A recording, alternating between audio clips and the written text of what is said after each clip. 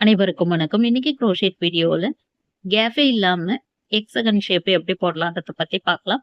Hexagon ஷேப்க்காக use பண்ணியிருக்கிற stitch எப்படி போடணும்னு தெரிஞ்சுக்கணும்னா, டிஸ்கிரிப்ஷன்ல வீடியோவோட லிங்க் குடுத்துருக்கேன். பார்த்து தெரிஞ்சுக்கங்க. இது போல ஹெக்ஸகன் ஷேப்லாம் செஞ்சுட்டு நம்மளால பேக் எல்லாம் கூட பண்ணலாம். பிளாங்கெட் எல்லாம் கூட பண்ணலாம். ஹெக்ஸகன் ஷேப் போடுறதுக்காக ஃபர்ஸ்ட் விரல்ல மேஜிக் ரிங் போடுறதுக்காக இது போல நூலை சுத்திட்டு இந்த ரிங்கு உள்ள ஊசியை உள்ள விட்டு அந்த பக்கமா இருக்கிற ரன்னிங் நூல் எடுக்கும்பொழுது லூப் மாதிரி இருக்கும். ரன்னிங் நூலை இந்த லூப் வழியா எடுத்துட்ட பிறகு விரல்ல இருந்து எடுத்தோம்னா மேஜிக் ரிங் கிடைக்கும்.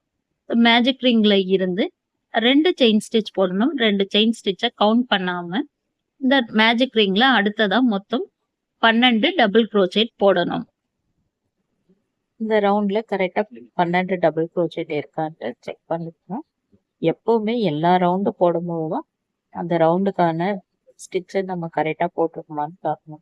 இப்போ ஃபர்ஸ்ட் ரவுண்டில் நான் 12 டபுள் க்ரோஷேட் போட்டு முடித்த பிறகு மேஜிக் ரிங்கோட இந்த ஸ்டார்டிங்கான பிடிச்சி இழுக்கும்போது இது போல் சின்னதாக ஒரு ரவுண்டு கிடைச்ச பிறகு ஃபர்ஸ்ட்டு போட்டிருக்கிற டபுள் க்ரோஷேட் 2 செயின் ஸ்டிச் போட்டோம் இல்லையா, அதில் போடக்கூடாது. ஃபர்ஸ்ட்டு போட்ட டபுள் க்ரோஷேட்டில் ஒரு ஸ்லிப் ஸ்டிச் போட்டு இந்த ரவுண்டை கம்ப்ளீட் பண்ணணும்.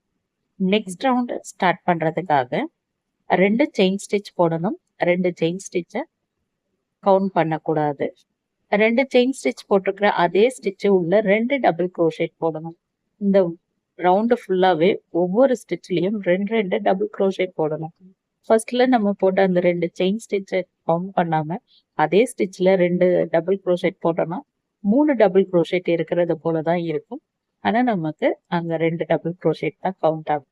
இந்த ரவுண்ட் ஃபுல்லாவே மொத்தம் 24 டபுள் க்ரோஷேட் வந்த பிறகு ஃபர்ஸ்ட் போட்டிருக்கிற அந்த 2 செயின் ஸ்டிச்சை விட்டுட்டு முதல் போட்டிருக்கிற டபுள் க்ரோஷேட்ல ஒரு ஸ்லிப் ஸ்டிச் போட்டு இந்த ரவுண்டை கம்ப்ளீட் பண்ணணும்.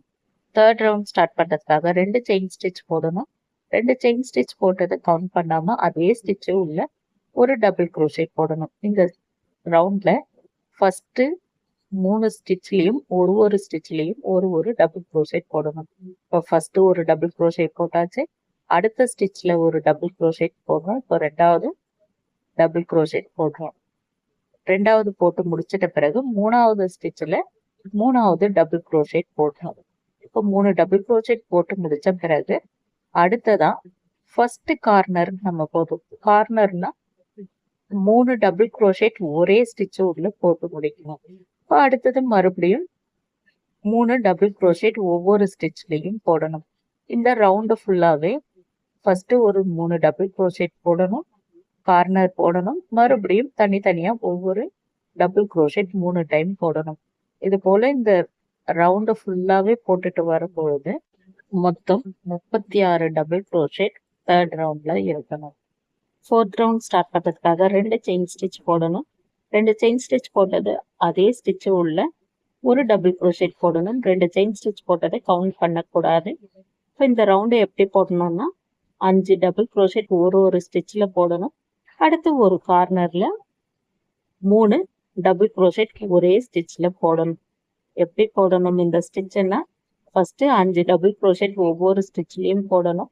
அதுக்கு அடுத்தது ஒரே ஸ்டிச்ல ஒரு 3 டபுள் க்ரோஷேட் போடணும். இந்த ரவுண்டு ஃபுல்லா இதே போல நம்ம போட்டு முடிக்கும் பொழுது மொத்தம் 48 டபுள் க்ரோஷேட் ஃபோர்த் ரவுண்ட்ல நமக்கு வர்றது போல இருக்கும். இப்போ 48 டபுள் க்ரோஷேட் நான் போட்டு முடிச்சிட்டேன். ஃபர்ஸ்ட் போட்டிருக்கிற டபுள் க்ரோஷேட்ல ஸ்லிப் ஸ்டிச் போட்டு இந்த ரவுண்ட் கம்ப்ளீட் பண்ண பிறகு இது போலதான் இருக்கும். தேர்ட் ரவுண்ட் ஃபோர்த் ரவுண்ட் போட்டது போலவே தான் இந்த 5th ரவுண்டு போட்டிருக்கேன்.